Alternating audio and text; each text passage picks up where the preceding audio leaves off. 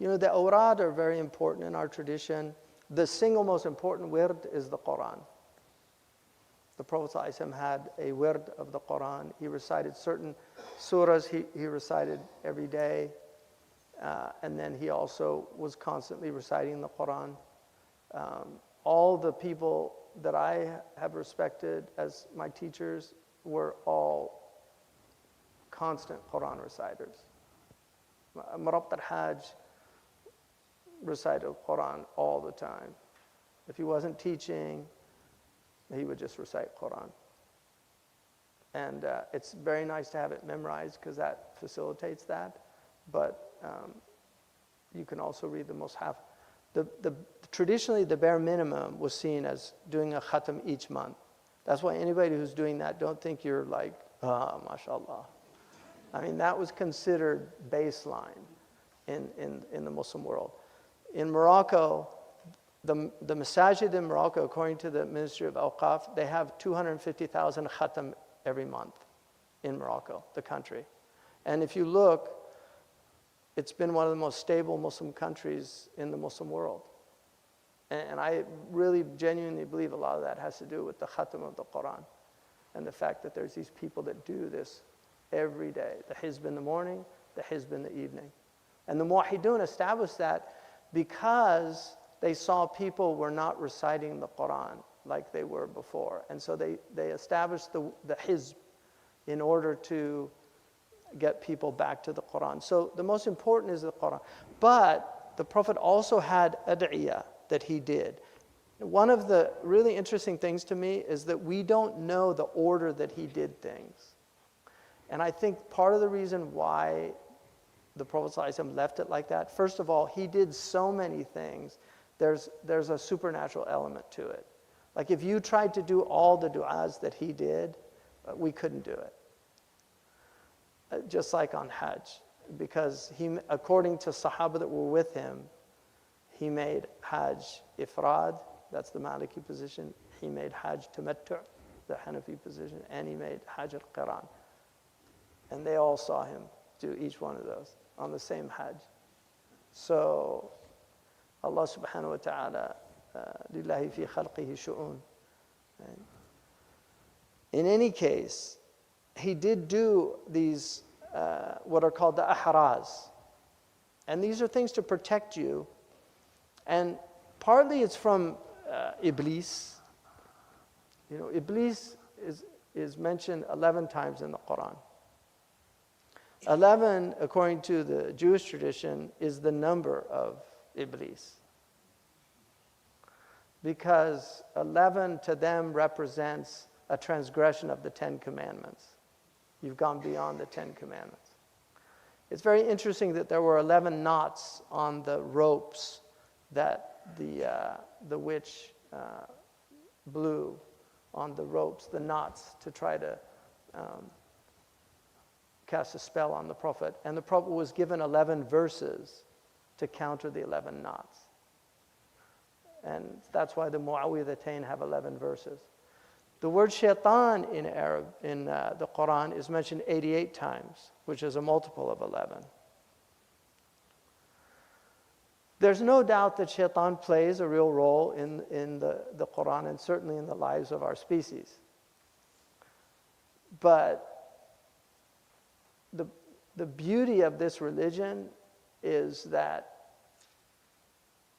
the only way that you can deal with Shaitan is to preoccupy yourself with Allah.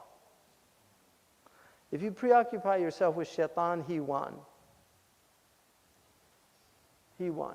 And that's why in our books of creed, you don't find Shaitan. There's no bab of Shaitan. You know, there's sam'iyat, there's ilahiyat, there's nubuwat. They talk about the angels, the last day. They talk about khayrihi wa sharrihi, the qadar. But there's no like bab of Shaitan, what you have to believe about Shaitan. Other than that he's la'een and what the Quran says about him. But in any case, the most important word is the Quran. And this is the month that we are supposed to go back to the Quran if we've neglected it during the year. Hopefully, this August gathering, everybody's reading every month. doing a khatam, inshallah. But for those who aren't, it's a time to remind them that it's not that hard. 15 minutes in the morning, 15 minutes in the... I mean, the things that we do during the day, people read a newspaper, or now they read online, whatever they do. But some people will scroll for an hour, 2 hours. Apparently, people are on average 4 to 5 hours now, globally, on the cell phone. Can you believe that? 4 to 5 hours.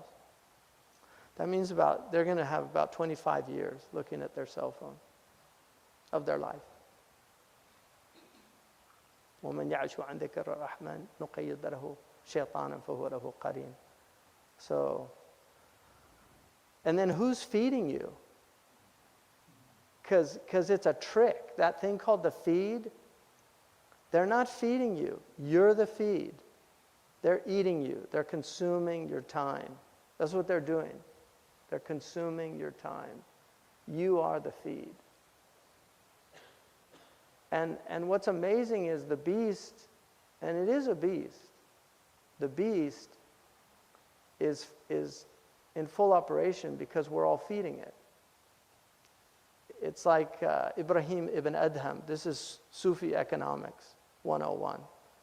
They came to Ibrahim ibn Adham and said, Ya Sayyidi, ad'u lana an Allah yurakhis al-lahm, tadakham, yani sa'ruhu irtafa'. You know, like there's inflation in the meat. Ask Allah to lower the price of meat because it's too expensive now. He said, Arkhisuhu anfusukum. You lower it yourselves. And then he said, how? He said, Da'u. Stop eating it. Because the merchants, once they see people aren't buying it, they're going to lower the price. So all these data centers they're built, it's because everybody's using it. People are using it. That's the way it works. But who's doing it? And kullu amrin dhi barin la yubda'u bi bismillah or bilhamdulillah ala hikaya fahuwa abtar. Any momentous thing that is done without saying bismillah, in other words, doing it for God, it's cut off from baraka. There's no baraka in it. Can't be any baraka in it. So any momentous a matter. And that's why Muslims always, they did things for Allah subhanahu wa ta'ala. And Christians did too. Christians built their churches for God. You know, they built their orphanages for God. They did these things for God. They even ate, they said grace before they ate. People don't even say grace anymore. You know, Muslims always say Bismillah. Allahumma barak lana fima razaqtana wa zidna khayran minhu. They always made some to sacralize the food, make it something for Allah subhanahu wa ta'ala. So the Quran contains lifetime guidance, lifelong guidance for all humanity. If followed, it enables us to become beneficial and conscientious servants of God. I mean, look, why did Allah put, and I just thought about this because I was at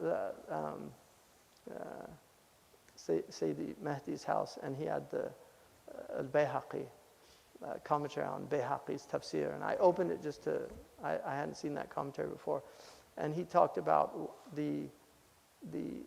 why the salah and zakat are always put together in the Quran. Because there's 5 pillars. But Allah puts salah and zakat together. Those are the pillars He puts together. He doesn't put salah and hajj, salah and siyam. Right? Puts salat and hajj and zakat. And he said because that's alamatul muttaqi. Because salah is your vertical relationship with Allah subhanahu wa ta'ala, but zakat is your horizontal relationship with Allah. You're worshiping Allah subhanahu wa ta'ala, but you're helping others.